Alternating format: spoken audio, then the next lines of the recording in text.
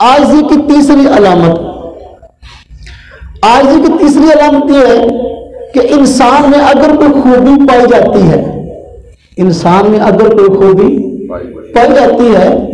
تو دوسروں کے سامنے اس خوبی کا اظہار کرنا ناجائز نہیں ہے، لیکن خوبی کے اظہار میں تکبرانہ لہجہ اختیار نہ کرے، اپنی خوبی دوسرے کے سامنے بیان کرے لیکن تکبرانہ انداز سے بیان نہ کرے، عاجزی اختیار کرے۔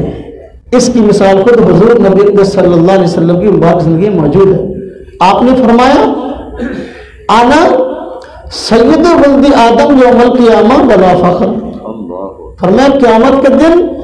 جتنی حضرت آدم علیہ السلام کی اولاد ہے میں سب کا سردار ہوا، قیامت کے اللہ پر مجھے یہ عطا فرمائیں گے منصب، فرمایا بلا فخر،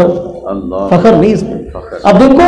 جو خوبی پائی جاتی تھی آپ نے بیان فرما دی لیکن ساتھ عاجزی کا اظہار نہیں فرما دیا،